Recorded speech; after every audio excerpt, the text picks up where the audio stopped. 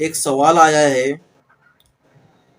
سرفراز شیخ Lucknow UP, قسم کا اسلام میں کیا حکم ہے اور قسم جب ٹوٹ جاتی ہے تو اس کا کفارہ کس طرح دینا چاہیے؟ بڑا دلچسپ سوال ہے۔ قسم، سب سے پہلی بات تو یہ ہے کہ اگر آپ کو کوئی قسم دلانے کے لیے، آپ کی بات کا یقین دلانے کے لیے کوئی اگر آدمی آپ کو کہہ رہا ہے کہ قسم کھا لیجئے، تو سب سے پہلے اسے یہ کہنا ہے کہ بھائی آپ کسی سمجھدار مفتی سے ریٹرن کا فتویٰ لے کر آئیے اور میں قسم کھانے کے لیے تیار ہوں۔ تو کوئی سمجھدار مفتی قسم کا ریٹرن کا فتویٰ آپ کو نہیں دے سکتا۔ مجموعے کلام یہ ہے کہ ہمیں قسم کھانا نہیں ہے۔ بہت سے لوگ قسم کھاتے، میں میرے بیٹے کے سر پہ ہاتھ رکھ کے قسم کھاتی ہو، کوئی ماں کی قسم کھاتا، کوئی باپ کی قسم کھاتا، کوئی اس طرح بولتا آئی شپت، یہاں پہ گلے پہ ہاتھ لگاتے آئی شپت بولے، یہ سب غلط ہے۔ اور اللہ کے علاوہ کسی مخلوق کی قسم کھانا، چاہے وہ ماں ہو، باپ ہو، بھائی ہو، بہن ہو، دادا دادی، نانا نانی، جو بھی ہو، ان کی قسم کھانا شرک اور کفر ہے دوستو۔ انسان اسلام سے نکل جائے گا۔ ہمیں اگر قسم کھانا ہے، کوئی فورس کرا رہا ہے، تو ہم صرف اللہ کی قسم کھا سکتے۔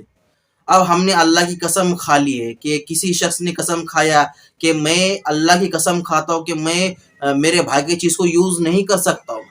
لیکن اگر بھائی کا رشتہ اسلام میں بہت زیادہ ہے، رشتہ داری تعلقات کا مسئلہ ہے، کہیں رشتہ داری ٹوٹ نہ جائے، اس وجہ سے اگر آدمی اپنی قسم کو توڑ دیتا ہے، یعنی اس چیز کو آدمی یوز کر لیتا ہے، تو اب اسے کفارہ دینا ہوگا۔ اب کفارہ کیا ہے؟ کفارہ دیکھو، قسم کے کفارے کو لے کر جو ہے نا بہت سی روایت ہے۔ سب سے پہلی چیز جو ہے وہ یہ ہے کہ ہم کوئی ایک غلام کو آزاد کرا دے۔ اب ظاہر سی بات ہے کہ ابھی اس زمانے میں غلام نہیں ملتے ہمیں، تو دوسرا آپشن جو اکابرین نے، جو علماء کرام نے، جو احادیث میں بتایا ہے، وہ یہ بتایا ہے کہ 10 مسکین، 10 غریب آدمی کو 2 وقت کا کھانا کھلا دے، لنچ کا بھی کھانا کرا دے، ڈنر کا بھی کھانا کھلا دے، معتدل کھانا کھلائے 10 دن تک 2 وقت کا، یا پھر ایک ہی آدمی کو 10 دن تک 2 وقت کا کھانا کھلا دے، یہ آپشن رکھا گیا ہے۔ لیکن آدمی اس کی قدرت نہیں رکھتا ہے، آدمی کے اندر اتنی طاقت نہیں ہے کہ میں اس قدر کر سکتا ہوں کہ لوگوں کو کھانا کھلا سکتا ہوں، میں خود ہی غریب ہوں۔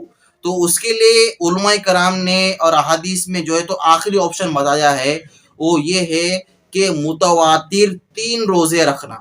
3 روزے متواتر رکھنا چاہیے ہمیں، یعنی کمپلسری 3 روزے رکھنا چاہیے کہ بنا ناغا کرے۔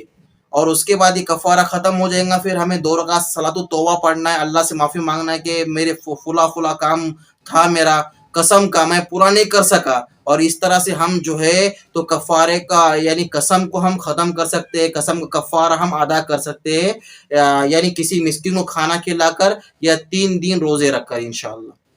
دوسرا سوال یہ آیا ہے جالنا ضلع مہاراشٹر سے عبد القادر بھائی کا، کہ طہارت اور صفائی کا حکم کیا ہے اور طہارت اور صفائی میں فرق کیا ہے؟ بڑا اچھا سوال ہے ماشاءاللہ ہے عبد القادر بھائی۔ دیکھو 2 چیزیں ہیں، ایک ہے کہ صاف صفائی رکھنا، ایک ہوتا ہے پاک صاف رہنا، اور دونوں کی حدیث الگ الگ ہے۔ سب سے پہلے میں آپ کو بتا دیتا ہوں کہ پاک اور صاف رہنے کی جو حدیث ہے، جو حدیث میں آیا ہے، آپ علیہ السلام نے فرمایا تنظفوا فإن الاسلام نظیف، صاف ستھرے رہو کیونکہ تمہارا مذہب جو ہے بالکل صاف ستھرا ہے۔ دیکھو ہمارے صرف کپڑے صاف ستھرا رہنا مقصد یہ بالکل یعنی اتنا کافی نہیں ہے کہ ہم کپڑے صاف ستھرے پہن رہے، استری مار کے جو ہے تو کپڑے پہن رہے، لیکن ہمارا گھر جو ہے تو گندا ہے، گھر کا باہر کا ایریا جو ہے تو ہمارا گندا ہے، ہم جس گاڑی سے ٹریول کرتے ہیں وہ گاڑی ہماری گندی ہے، ہمارا ڈائننگ ہال ہمارا گندا ہے، کچن روم ہمارا گندا ہے، ہم جس واش روم میں یوز کرتے ہیں وہ واش روم ہمارا جو ہے تو گندا ہے دوستوں۔ نہیں، اس حدیث کا مقصد یہ ہے کہ تمہاری اطراف کی جو بھی چیزیں ہیں اور آپ جس جگہ پہ مقیم ہو، جس جگہ پہ آپ رہتے ہو، اس جگہ اور اس کے باہر کی چیزیں جو ہے تو بالکل صاف اور شفاف ہونا چاہیے، بالکل صاف ستھری ہونا چاہیے. یہ الگ حدیث ہے. اور دوسری حدیث ہے کہ الطہور شطر الایمانی، کہ پاکی ایمان کا ایک حصہ ہے. یعنی پاک اور صاف رہنا جو ہے تو ایمان کا ایک حصہ قرار دیا گیا ہے، ایمان کا ایک پارٹس قرار دیا گیا ہے. جیسے کہ بہت سے لوگ جو ہے تو کھڑے ہو کر پیشاب کرتے ہیں اور وہ پیشاب کو پانی وغیرہ یوز نہیں کرتے. تو اب یہ کھڑے ہو کر پیشاب کرنا یا پیشاب کا ٹوٹنا، اب یہ آدمی یہ سمجھتا ہے کہ میرے اوپر جو ہے تو غسل فرض ہو چکا ہے، جبکہ ایسا بالکل نہیں ہے. اسلام یہ کہتا ہے، ہماری تعلیم یہ کہتی ہے کہ آپ دوبارہ پیشاب کر لو اور اس جو شرم گاہ کو جو ہے تو پانی سے دوبارہ دھو لو. آپ کی جو ہے تو طہارت وغیرہ دوبارہ ہو جائیں گی اور آپ جو ہے تو وضو کر کے نماز پڑھ سکتے ہیں. بس اتنی سی غلط فہمی کی وجہ سے کہ کھڑے ہو کر پیشاب کرنا اور ہم نے پانی نہیں لیا تو ہماری طہارت ٹوٹ گئی ہے، اس غلط فہمی کی وجہ سے دوستو ہم کئی نمازی ہم لوگ چھوڑ دیتے ہیں. اس لیے ہمارے لیے ضروری ہے کہ ہم جو اس مسئلے کو جو ہے تو مفتیوں سے اور عالم دین سے، مسجدوں کی امام سے جو ہے تو تفصیلاً جو ہے تو معلومات کریں. طہارت جو ہے وہ ایک بڑا مقام حاصل ہے طہارت کا. میں آپ کو طہارت کے معنی سمجھاتا ہوں ایگزامپل دے کر. جیسے کہ اسکول میں بولا جاتا ہے کہ اسٹوڈنٹ یعنی ایک بچہ اور اسٹوڈنٹس یعنی بہت سارے بچے. اسی طرح سے احادیث کے اندر طہارت کو جو لفظ یوز کیا گیا ہے وہ اس لیے یوز کیا گیا ہے کہ جتنی بھی جو تو پاکی اور صافی جو چیزیں آتی ہیں وہ سب کے سب اس کے اندر آ گئی ہے. تو ہمارے لیے ضروری ہے کہ ہم جو ہے تو ہر وقت جو ہے تو پاک صاف رہے. پہلی بات تو ہمیں ناپاک رہنا نہیں ہے. ناپاک اگر ہم ہو گئے ہیں، غسل اگر ہمارے اوپر فرض ہو چکا ہے تو ہم فوراً جو ہے تو غسل کر لے، ہم پاک صاف رہے.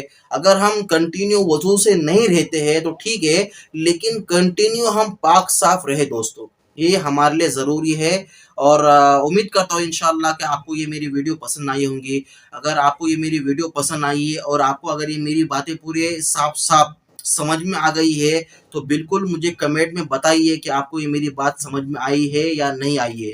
یا پھر آپ کی جو بھی کچھ دوسرے سوالات ہیں، جیسے کہ کوئی بھی فیلڈ کے حساب سے بولو، چاہے طب کے بارے میں بولو، حکمت کے بارے میں بولو، بزنس کے بارے میں بولو، مسائل کے بارے میں بولو، یا جس فیلڈ کے حساب سے اگر آپ کو بات معلومات کرنا ہے، آپ کو پتہ نہیں چل رہی ہے، بالکل آپ اپنا جو ہے تو پرابلم آپ کمنٹ میں لکھ سکتے ہیں. انشاءاللہ ہم اس پرابلم کا سلوشن آپ کو نیکسٹ ویڈیو میں ضرور دیں گے انشاءاللہ.